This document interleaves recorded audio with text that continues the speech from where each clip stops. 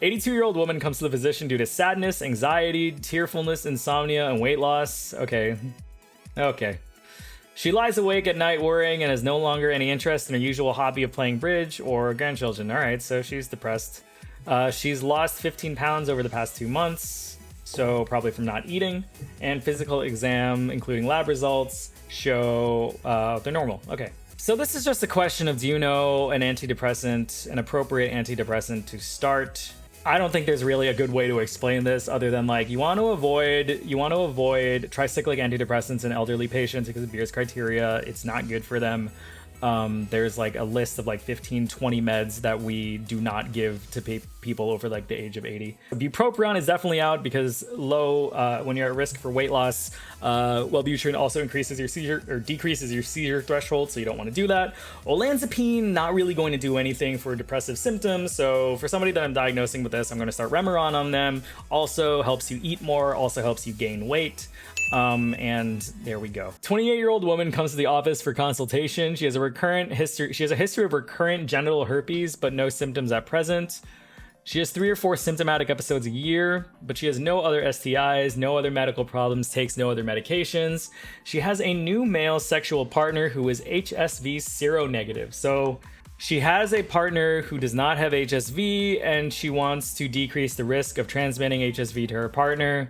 So you would do chronic suppressive antiviral therapy. So this would be with Valtrex, that you would just have them take every day.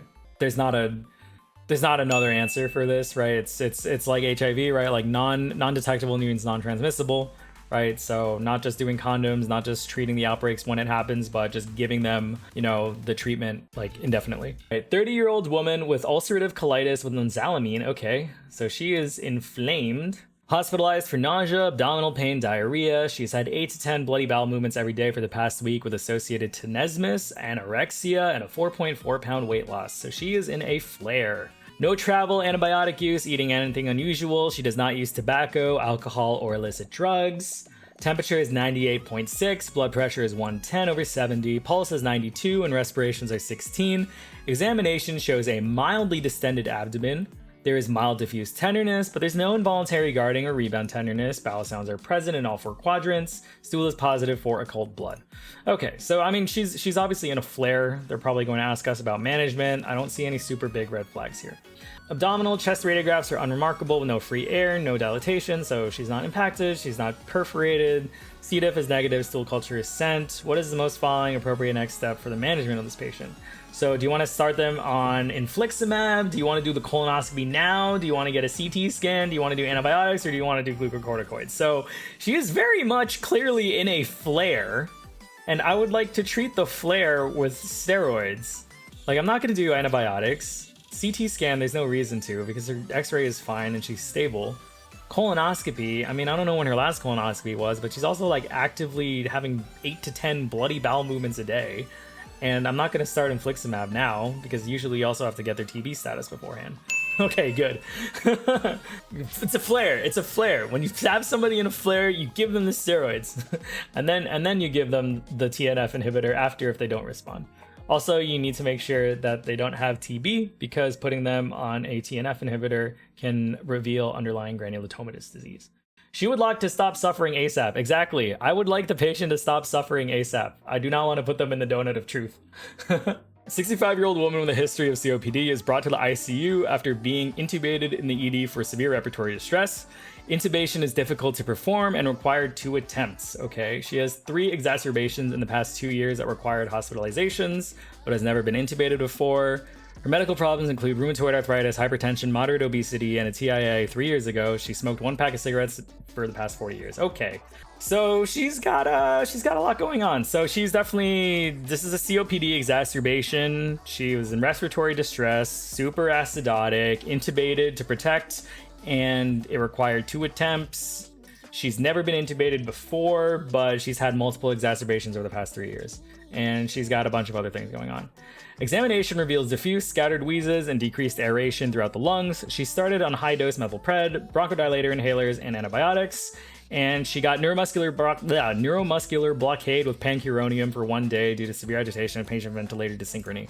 So this is like an ICU thing, but you know, if you're fighting the vent and you're adequately making sure that they're blowing enough CO2 and getting enough oxygen, you can use neuromuscular blockade by paralyzing them for a day in order to make sure that they're actually getting ventilated properly rather than try to wean them off early.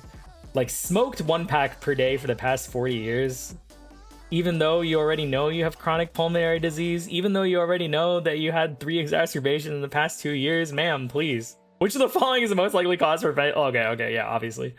All right, so she had a crazy ICU course, she got intubated, she had neuromuscular blockade. On the 5th day of hospitalization, she had markedly improved breath sounds with occasional wheezes, but weaning attempts with pressure support ventilation on the 5th and 6th days were unsuccessful due to low tidal volumes and tachypnea. So they're having trouble weaning her because she has marked muscle weakness in all of her extremities, and her exam shows decreased muscle tone and absent DTRs. Sensory exam is indeterminate, probably because she's intubated, and she's got a CK of 980 and normal hepatic and renal function. So why did she fail weaning? Is it because of the neuromuscular blockade, or did she somehow develop a new Guillain-Barré syndrome? Which I think this is only there because absent DTRs and they're trying to get people to like jump on that. Is it rhabdo? Is a 980 serum CK really going to be rhabdo? No. Is it cervical myelopathy? I mean, no. She's just intubated, right? So I think it's just critical illness myopathy. 1 day of pancuronium is not going to give you prolonged neuromuscular blockade symptoms. I mean, you do see this in ICU. Like, it is very common for critically ill patients to develop muscle weakness, and serum CK of 980 is not high enough for me to call that rhabdo. So yeah, I'm gonna go with critical illness myopathy. I'm gonna say rhabdo is a trap answer from the creatinine kinase. Guillain-Barré is a trap answer from the DTRs. Prolonged neuromuscular blockade is a trap answer. So yeah, there we go. What does the timing for weaning mean? So they're asking you, like, this is day 5, day 6 of being intubated. Obviously, you can't keep somebody on a ventilator forever, right? The goal is to get like patients good enough on the ventilator so that you could eventually wean them off the ventilator, extubate them, take the breathing tube out so that they can breathe on their own. The problem with this patient is that she can't do that because she has like global muscle weakness. All right, 35-year-old man is evaluated for pain and swelling behind his right foot that is exacerbated by walking. Chronic back pain occurs mostly during the morning and night. Pain improves during the day with exercise, but not with rest. He takes over-the-counter ibuprofen with significant back pain relief. Okay, so he's got swelling on the right foot exacerbated by walking, and he's got chronic back pain, but it's okay. It improves during the day, but it gets worse at night. He takes ibuprofen, which helps the back pain. He's got no fatigue, headaches, vision problems, abdominal complaints, no other medical problems. Mom has arthritis. Hemoglobin's 13, mean corpuscular volume's 88, CRP is a little elevated. Physical examination should focus on specifically which of the following. Me. Okay, arm span to height ratio. Are they asking you to diagnose like Marfan's or something? Chest expansion? What do you mean chest expansion? Is that also like a Marfan's thing? Dix Hallpike is what you would use to diagnose BPPV, so I don't really know what that's doing there. Drop arm test is what you do to diagnose biceps tendinitis. I don't know what you're doing here either. I don't even know what this question is asking. So he's got like pain and swelling behind his right foot, and it improves during the day, but it worsens with rest. Pain and swelling behind right foot, like, is that enthesis? Enthesis?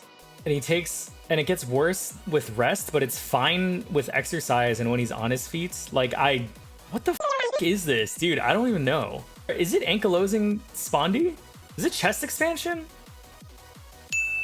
Oh, oh, it is ankylosing spondy. Okay, like that's why it gives you a CRP, and like maybe the mom talks about rheumatoid. Dude, I had no idea what the heck this question was asking. All right, patient's presentation suggests ankylosing spondylitis. Ankylosing spondylitis usually presents in adults less than 40 with chronic low back pain due to sacroiliitis. Pain occurs during the day and night, tends to improve with exercise, but not with rest. Patients usually develop okay, so I got the enthesitis part. At the insertion site of tendons to the bone, limited spinal mobility or chest wall expansion. Oh, there we go. So it's the costovertebral rigidity that we are trying to get with the chest expansion part. 32-year-old preemie-gravid woman at 36 weeks gestation comes to the office for consultation regarding abnormal test results. The tests were part of an evaluation for burning epigastric pain that radiated to the chest and has since resolved without treatment. All right, so she's 36 weeks gestation, first pregnancy, burning epigastric pain. I mean, it's probably... Patient has fatigue and malaise, attributes it to pregnancy. She has no chronic medical conditions. She's had no surgeries. She takes a prenatal vitamin daily and acetaminophen for back pain. She does not use tobacco, alcohol, or illicit drugs. The father died of alcoholic cirrhosis, and her mother underwent a cholecystectomy for gallstone cholestasis. All right, blood pressure is 120/70. Pulse is 82. Exam reveals a non-tender gravid uterus appropriate for gestation. Yeah, so she's totally fine. Pedal edema during pregnancy is normal. So you wouldn't do maintenance meds, but send home medications. Okay, blah, blah, blah, blah, blah, blah. Protein is blah. Albumin is blah. Billy is blah. So, like, yes, it's cholelithiasis of pregnancy. It's not great, but you don't need to treat it. You don't need to rush to cut out the gallbladder. We can still have a healthy delivery and be fine. Does she have hepatitis? She has surface antibody, no surface antigen, no antibody IgM, so no acute IgA response, or no acute Hep A response. Total antibody positive, so she had Hep A at one point, and she has no Hep C, so no HIV. Yeah, I'm just gonna say do nothing. Yeah, nice. 63-year-old man comes to the office due to 2 months of back and neck pain. The patient has taken over-the-counter acetaminophen and ibuprofen, which provided some relief. However, the pain has recently begun to disturb his sleep. He has no weight loss, night sweats, or joint swelling, and no other medications. The patient's father had a prostate cancer at 65 and died from metastatic disease. Blood pressure is okay, pulse is okay, there's no peripheral lymphadenopathy, the liver span is 11, and the spleen is not palpable. No spinal deformity or percussion tenderness, there's no skin rashes, his prostate is mildly enlarged and rubbery. Complete blood count, hemoglobin is pretty low, MCV is okay, platelets are low. BUN is okay, creatinine could be a little high, but he's also been taking ibuprofen, calcium's fine, glucose, oh wait, calcium's high, I think? Calcium is 10.2 and he's at 11.7, so. Could be prostate cancer, could be multiple myeloma, could be a bunch of different things, PSA is fine. Radiographs of the lumbar spine show multiple lytic lesions and a compression factor of the L3 vertebra. Okay, so this is probably MM. Serum protein, agar gel, electrophoresis, and immunofixation do not reveal a monoclonal spike, but we gotta get the S-PEP and the U-PEP together. So this is just, you know, how to work out multiple myeloma. Multiple myeloma is a type of cancer that affects the B cells in the system where they just start out a bunch of junk antibodies, and these antibodies just don't fight any specific viruses or make any specific, you know, immune or help you with any specific immune complex, but this junk just ends up depositing in your tissues. It ends up having to be peed out by your kidney, can cause kidney damage from there, and yeah.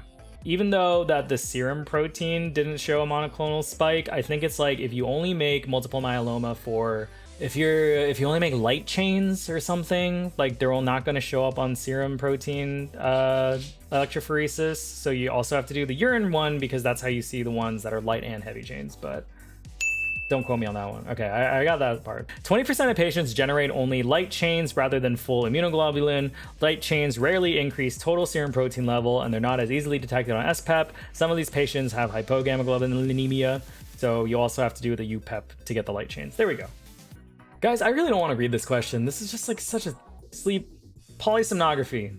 Oh no, wait, depression screening. It's probably going to be a depression screening. He recently went through a divorce and is under financial pressure to make childcare payments. Okay, so he's 52, right? Frequent nighttime awakenings, daytime fatigue. It takes him over an hour to fall asleep. He often awakens between 2 and 4. He struggles to stay awake during long staff meetings. No snoring, no shortness of breath, no chest pain. He recently went through a divorce and is under financial pressure to make childcare payments. History of hypertension, hypercholesterolemia. Family history is significant for CAD and emphysema. Patient smokes a pack of cigarettes a day, drinks 2 or 3 cups of coffee every morning, energy drink in the afternoon, and a beer with dinner. Pulse, blood pressure, BMI, reindeer exam is normal, lab studies are fine, hematocrit's fine, leukocyte count is non-infectious, fasting plasma glucose is non-diabetic, and a TSH is 2.3. So, yes, I'm pretty sure he needs a sleep study, right? I'm not thinking that he needs a cardiac stress test. I'm not thinking that he has COPD. I'm not thinking that he has a REM sleep disorder. 100% he needs a sleep study. But because this is the boards and they're hats about the most appropriate next step in the management of this patient, when I literally just got off like a 3-minute rant about how stupid these questions are, they want you to assess his depression before you can actually work up the medical problems, because for some reason I'm a psychiatrist and they're telling you to stop focusing on medicine and make sure your patients are happy first. I don't think he has enough SIGI caps to actually diagnose depression, but because in his history there is one throwaway line about going through a divorce and being under financial pressure to make childcare payments, you are remiss as an internal medicine doctor if you dare work up a medical problem before asking the patient, have you ever felt depressed? 24-year-old man comes to the office due to a non-pruritic painless rash over his upper and lower extremities. Vital signs are within normal limits. Skin exam shows scattered lesions shown in the image below. He has no oral or ocular mucosal erosions.